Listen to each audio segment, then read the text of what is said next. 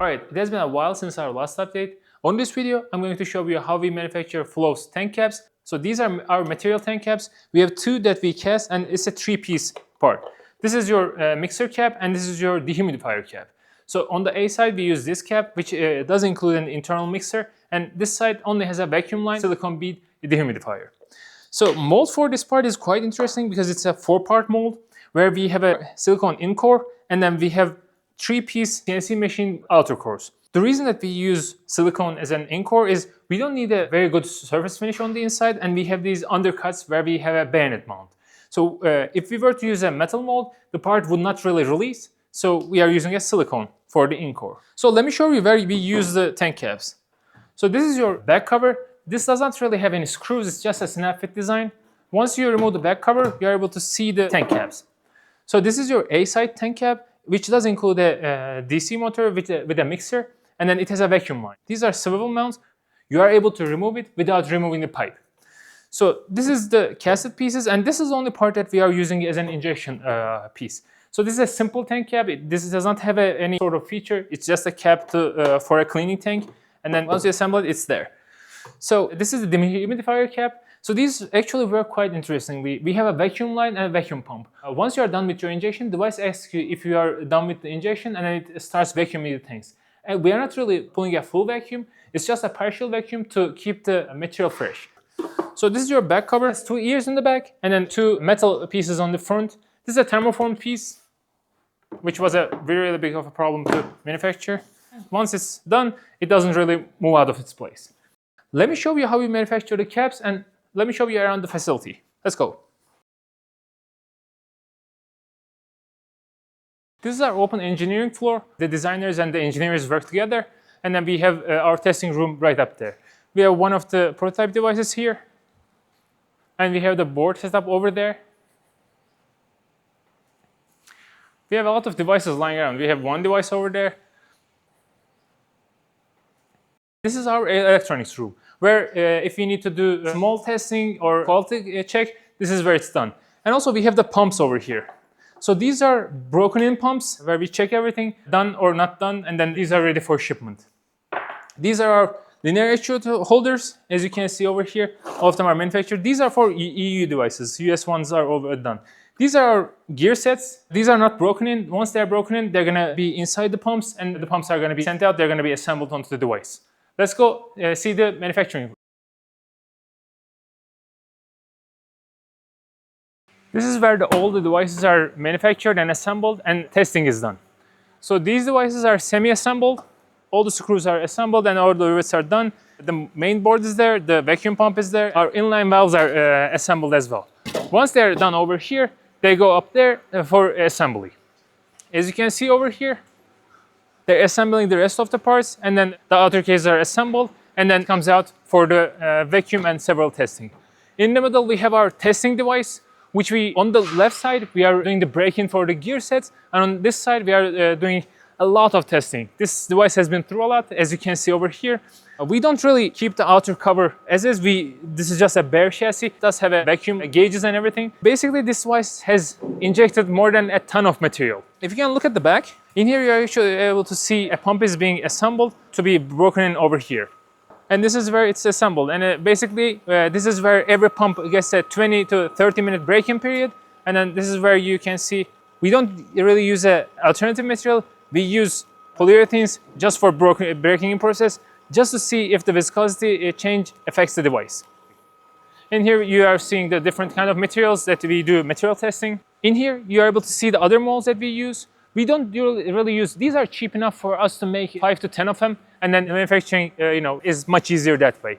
These are the other silicone inserts. It's actually one of the ready machines that doesn't have the pipes on there. And these are the caps that are done from the mold. This is not cleaned up yet. As you can see, if you come closer, these are the flashing. We just remove it via hand and then it's done. It comes out quite decent. And then we drill 2 holes, one for the DC line and one for the vacuum line. And then we sand this edge to make it smoother, because this is your air trapping line. So we fill it this way, even though we are pressurizing the resin, you might trap air. So we leave a tiny bit of material around it to remove it later on, to see if there's any trapped air bubbles.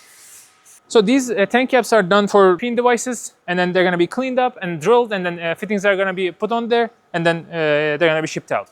So in here you can see another device, and this is our scrap pile basically. This is where if we need to do a testing, we use these parts that are low in quality but still perform every material. And interestingly enough, we use 3D printed parts to build the silicone.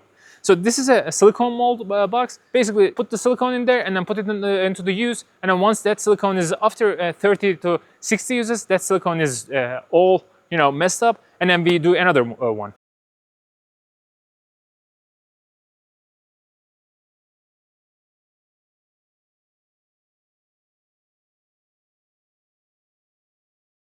Let me show you how we manufacture the tank caps with using our device.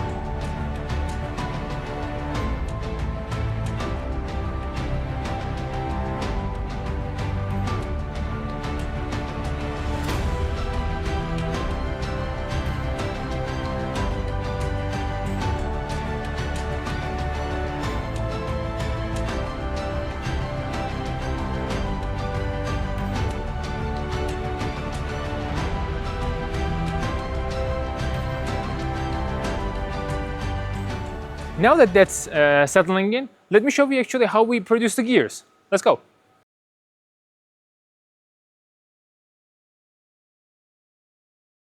So this is our gear manufacturing machine.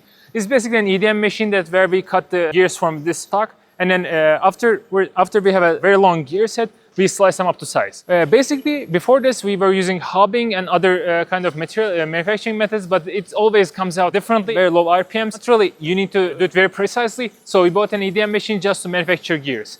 And then once you're done, these are actually your gear sets.